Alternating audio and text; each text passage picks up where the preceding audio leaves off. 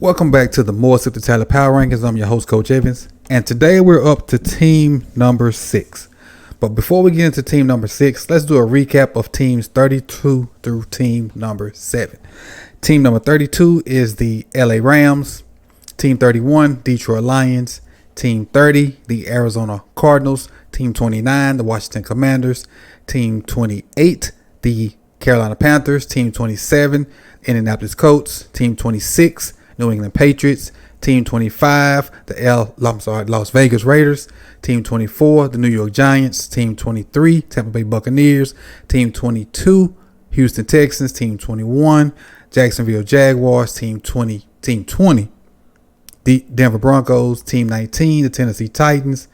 Team 18, the Green Bay Packers. Team 17, Minnesota Vikings. Team 16, Pittsburgh Steelers. Team 15, Atlanta Falcons. Team 14, the Los Angeles Chargers. Team 13, the Miami Dolphins. Team 12, Chicago Bears. Team 11, New York Jets. Team 10, Seattle Seahawks. Team 9, Cleveland Browns. Team 8, New Orleans Saints. Team 7, the Cincinnati Bengals. Team 6 for today, the Dallas Cowboys. How about them Cowboys? Let's start in the quarterback room. Quarterback room, they have Dak Prescott and pretty much anybody else.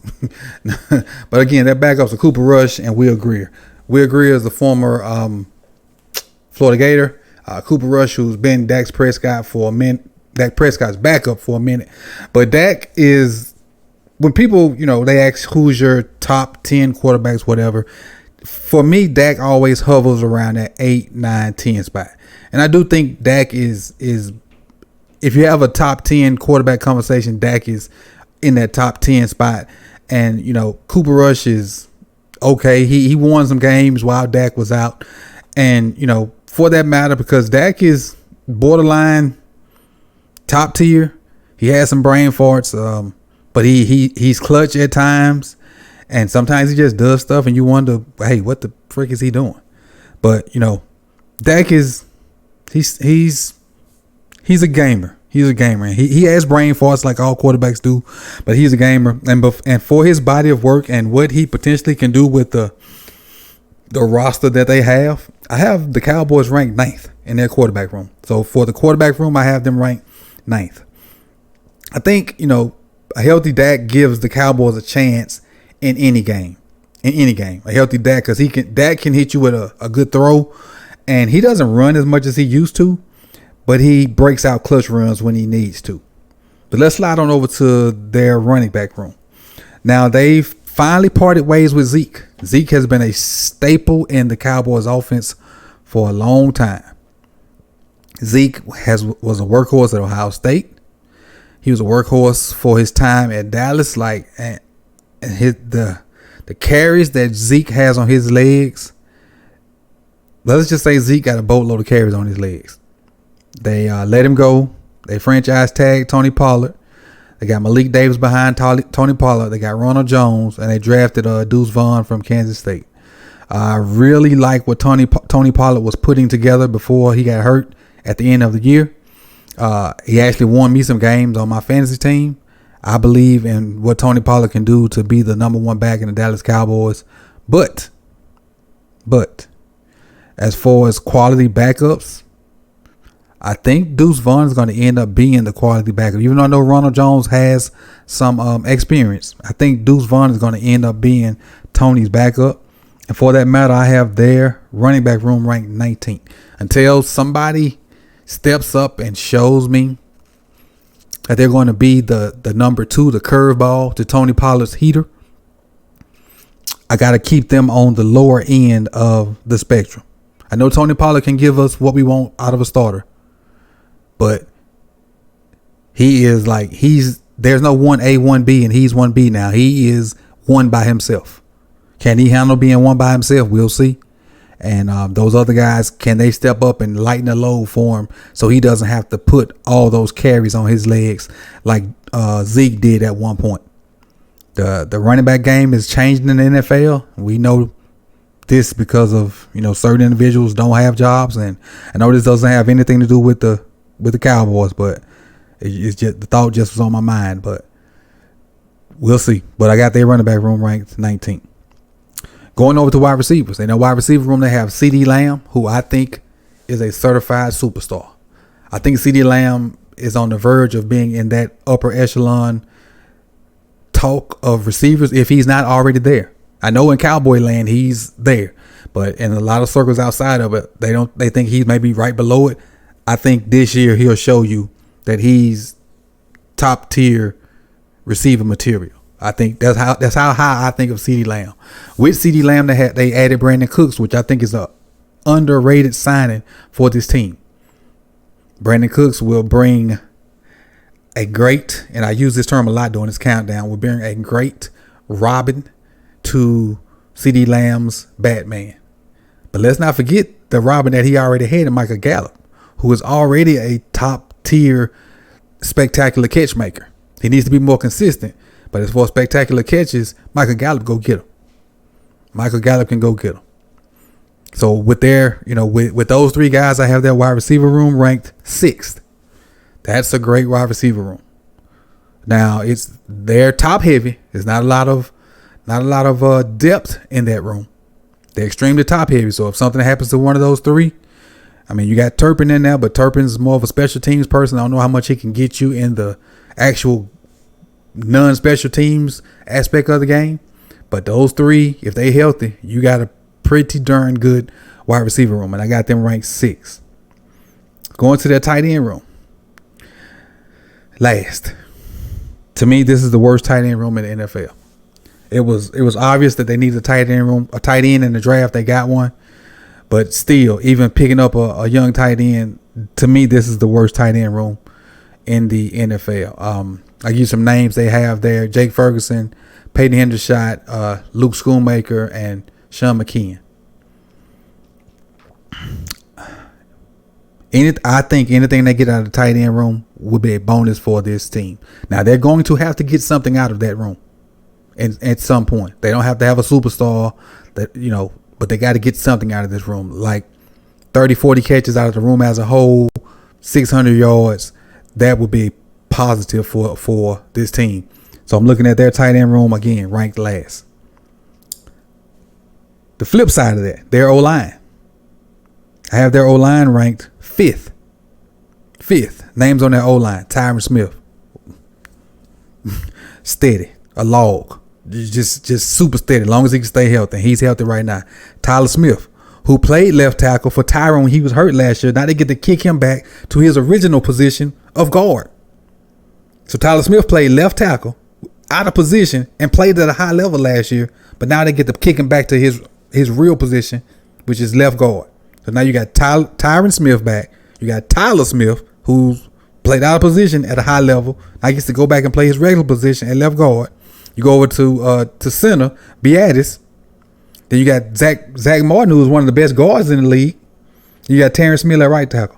At right tackle. It's a pretty darn good offensive line. And I got him ranked 5th. All right, slide over to the other side of the ball, the defensive line. Base 4-3 team. Got DeMarcus Lawrence. Got Mozzie Smith, who's a rookie from Michigan, projected as a starter. But to me, in that position, which is probably going to be their one technique or their nose-ish type person, there's 2 or 3 guys that are going to kind of play that spot. And that's Mozzie, that's Hawkins, and kind of Neville Gallimore. But beside that, so that's kind of a 3-headed monster in that one spot. That's the way I'm looking at it, because Mozzie's a rookie. So you don't really put all of that pressure on a rookie. So you look at DeMarcus Lawrence, the 3-headed monster, which I just named, Osi Benzu. Let me see if I say it right. Osi Odigizua. I think I said it right. And then you got the animal himself on the other side, Michael Parsons. Like, who I thought was going to be the MVP after like week 8 in the NFL. Michael Parsons is probably one of these most disruptive defensive players I've seen in a long time. Like, he kind of puts you in the mindset of LT, how disruptive LT used to be. And I don't mean LaDainian Tomlinson. That's how, because Michael can get on the edge. He can drop back and play in the middle. I believe Michael could play some strong safety if you need him to. I mean, he don't, but I believe that's how good of a defensive player he is. You know, I have their defensive line edge group ranked 3rd. D-Law, the 3-headed monster with Mozzie Smith, Osa, and then Michael Parsons, 3rd. They get after it up there, man. They don't get in pass situations versus the Cowboys. Don't. You're gonna pay for it. You better stay in front of chains. All right. Switch to the linebacker position. Now the linebackers, they kind of take a step back. You got LVE, Leighton Van Der Esch. You got Damone Clark, and in some cases you had Jabril Cox, and sometimes Jabril Cox kind of slide down and play the end some too. But I got their linebacker room ranked 15th. But with that front that they have in front of them, that makes their linebacker room project better. And if the 3-headed monster with Mozzie Smith and Osa can occupy linemen, that'll allow LVE to hunt, that'll allow Clark to hunt, that'll allow Cox to hunt, and then they can get after the quarterback and do different things that'll help that defense out. But without that, I got their linebacker room ranked 15th. But now, push to their cornerbacks. Go to their cornerback room. They signed Stephon Gilmore, who for a while was one of the better cornerbacks in the NFL. Now, I don't think he's falling off the cliff. I think he had a down year. Also pair him with Trayvon Diggs, who not last year, but the year before last, stepped up on the scene, had 11 interceptions. You know, then last year, people didn't want to throw his way because of how well he played the ball and whatnot. Do he gamble and give up yards? Yeah. But if he give up 100 yards and then have a pick six, I'll take it. Because your chances go way up when the defense scores a touchdown. So if he give up 115 and have a pick six, I'll take it. Again, because when the defense scores a touchdown, the chance of you winning that game go through the roof. And, you know, with how smart Gilmore is and how well he plays, based off of, you know, what Diggs is and how people kind of fear him now, because they do fear him, I got them ranked as the number 1 cornerback room in the NFL. The combination of Stephon Gilmore and Trayvon Diggs, another number 1 on my power rankings. The Cowboys have the number 1 cornerback room in the NFL as of, you know, per me on most of the talent. Let's go to their safety room. And I really like their safety room.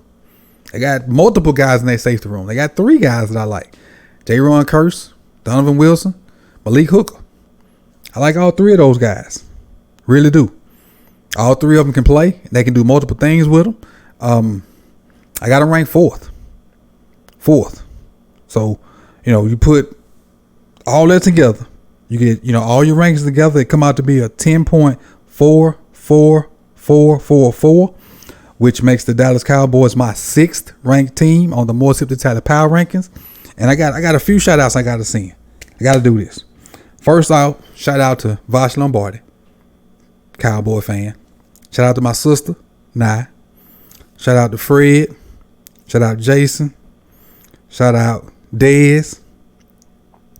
Shout out Steve.